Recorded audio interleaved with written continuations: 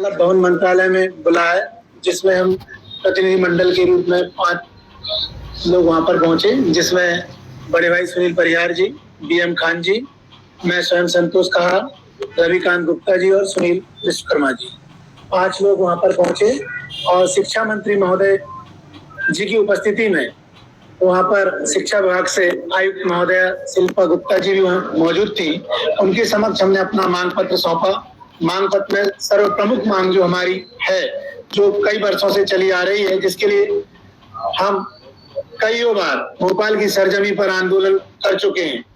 तो प्रमुख मांग हमारी है, अनुभव और वरिष्ठता के आधार पर अतिथि शिक्षकों की विभागीय पात्रता परीक्षा आयोजित कर नियमित शिक्षक बनाया जाए, अथवा अतिथि शिक्षकों का 12 माह का सेवा काल अनुबंध करते हुए 62 वर्ष तक हमारा पदस्थायित्व किया जाए और हमारे कार्यरत पद को रिक्त ना माना जाए। ये हमारी प्रमुख मांग थी। तात्कालिक कुछ हमारी जो मांगे अतिथि शिक्षक भाइयों के साथ समस्याएं बनी हुई है, वह पहली मांग थी, इसमें संस्कृत SSS-2 में से पूर्व से कार्यरत अतिथि शिक्षक जिनके स्कोर कार्ड पैनल में SSS-1 वाले को संस्कृत SSS-2 में नियुक्ति का ऑप्शन स्कोर कार्ड में अंकित करते हुए पोर्टल पर ऑनलाइन नियुक्ति दी जाए। ये मांग हमारी मान ली गई है। दूसरी हमारी मांग थी, वर्तमान में स्कोर कार्ड में जोड़े गए प्रतिवर्षानुसार 4 अंक को हटाए जाएं तथा अनुभव के आधार पर प्रतिवर्षानुसार 10 अंक बोनस, अधिकतम 150 अंक बोनस के स्कोर कार्ड में जोड़े जाएं। इस पर सहमति बनी है।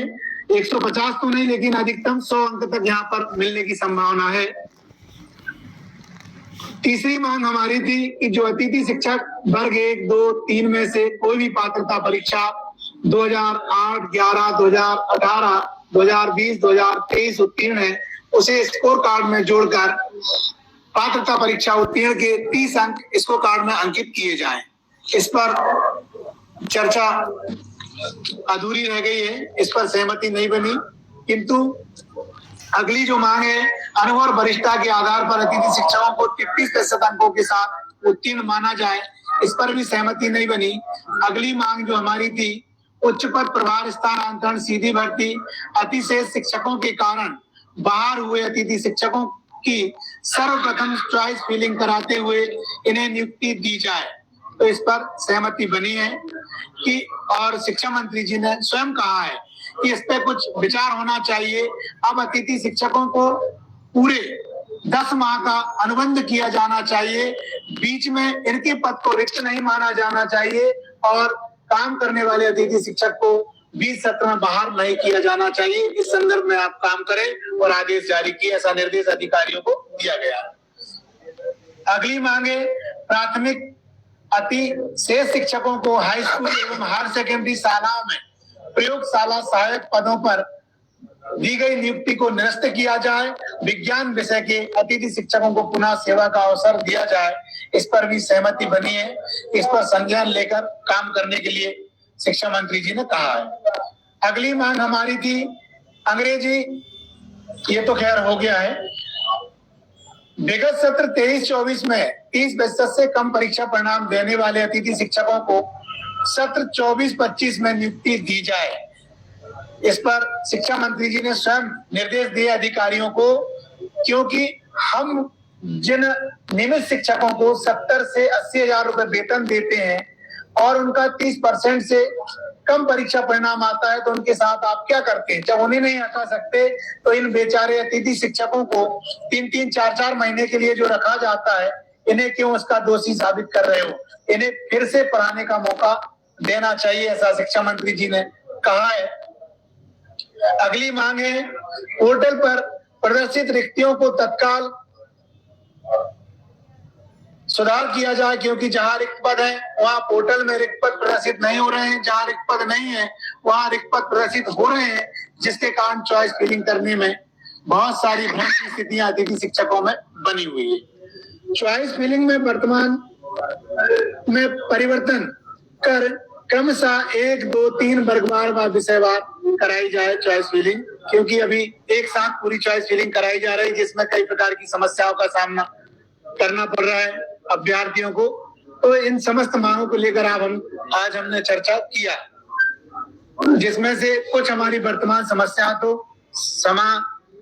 समाधान करने के लिए कहा गया है, किंतु हमारी जो लंबित मांग है उस पर अभी ऐसी कोई सहमति नहीं बनी है। हम इंतजार करेंगे कि वर्तमान समस्याएं 30 सितंबर तक दूर होती हैं, इनके आदेश जारी होते हैं या नहीं होते। नहीं होते की स्थिति में हम 2 सितंबर को पुनः भोपाल की जमीन पर 2 अक्टूबर को भोपाल की सरजमी पर फिर से हम दोगुनी संख्या के साथ आंदोलन करेंगे।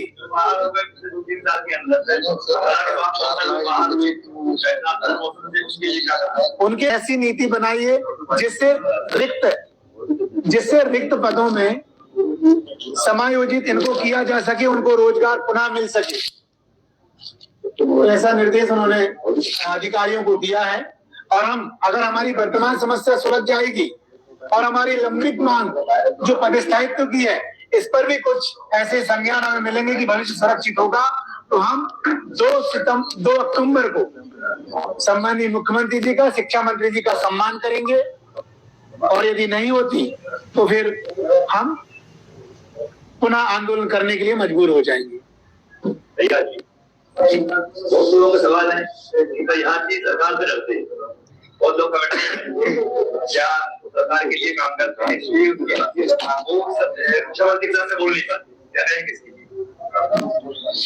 देखिए, मैं आप सभी के सामने स्पष्ट कर दूं, यदि आपको नियमित होना है तो कभी आगे भी बढ़ना पड़ेगा, कभी पीछे भी हटना पड़ेगा।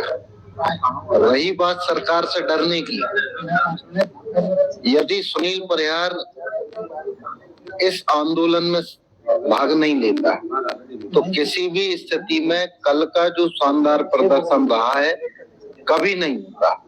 और मैं स्टाम्प पे लिख कर दे सकता हूँ, सुनील परिहार के अलावा मध्य प्रदेश में एक भी पदाधिकारी यदि किसी में दम है तो वो आने वाले समय में 10 मिनट के लिए भी रोड पर बैठ के दिखा दे। बिना अनुमति के सुनील परिहार ने बिना अनुमति के हजारों लोगों को 10 मिनट नहीं, कम से कम 10 घंटे रोड पर बैठा दिया। और रही बात डरने की, यदि सुनील परिहार डरता होता तो कल जो अनुमति कैंसिल की थी, डीसीपी महोदय ने स्पष्ट कह दिया था अतिथि शिक्षकों को भोपाल में घुसने नहीं देंगे। उसके बाद भी मैंने ये कह दिया था कि हमारा जो कार्यक्रम है पूर्व निर्धारित है, किसी भी स्थिति में इसको हम पोस्टपोन नहीं करेंगे, किसी भी स्थिति में हम इसको निरस्त नहीं करेंगे। हमारा कार्यक्रम तय समय में होगा और हुआ, नहीं होता तो बात अलग।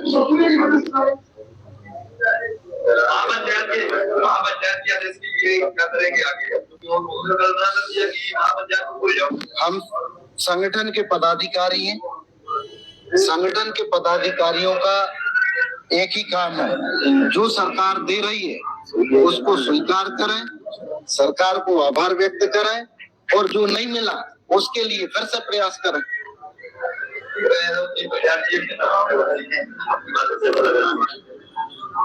देखिए, मैं काफी समय से ये सोच रहा हूँ, मेरे दिमाग में भी एक चीज काफी समय से चल रही है कि एक स्टेप अतिथि शिक्षक जिस दिन बढ़ जाएगा उस दिन सारे पदों से त्याग पत्र देकर मैं शांति से अपना सुकून का जीवन व्यतीत करूंगा। और आज भी मुझे लगता है